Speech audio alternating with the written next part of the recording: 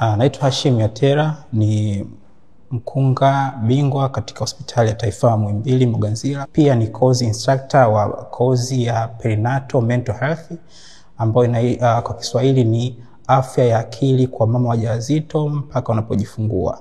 Kozi hii inatolewa kwa mwezi mmoja na leo tumekamilisha mafunzo haya kwa awamu ya kwanza. Kwa nini Perinatal Mental Health? Tatizo hili kidunia linawakumba wakina mama 10% mpaka 20%.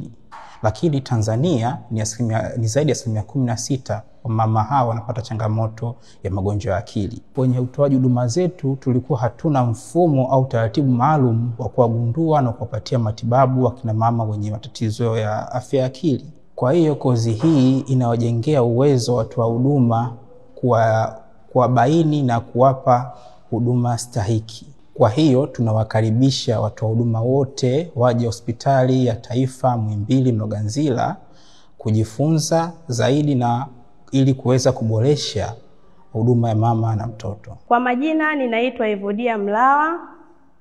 Mimi ni muuguzi.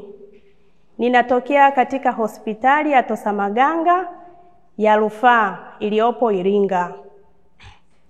Nilikuwa hapa Mloganzila kwa muda wa mwezi mmoja kuja kujifunza Perinatal Mental Health, yani afya ya akili kwa mama kipindi akiwa mjamzito mpaka pale atakapojifungua.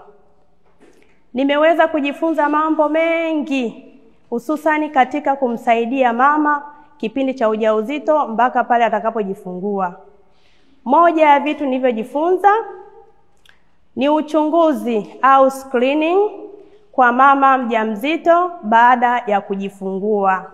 Namna ya kumsaidia au kumpatia huduma stahiki, kwa mfano kutoa ushauri kwa mambo ya afya ya akili kwa mama na mtoto. Ninaamini nikitoka hapa nitakwenda kuwa kinara mzuri katika kumsaidia mama na mtoto, hasa kipindi kile cha ujauzito mpaka pale atakapojifungua. Ninatoa wito kwa watumishi wote wa afya, njooni katika hospitali ya taifa Muhimbili mje mpate ujuzi na maarifa zaidi katika kumsaidia mama na mtoto. Kwa kufanya haya yote kwa pamoja tunaweza kuokoa na kusaidia akina mama wengi ambao tunajua kabisa hawawezi kupata huduma hii.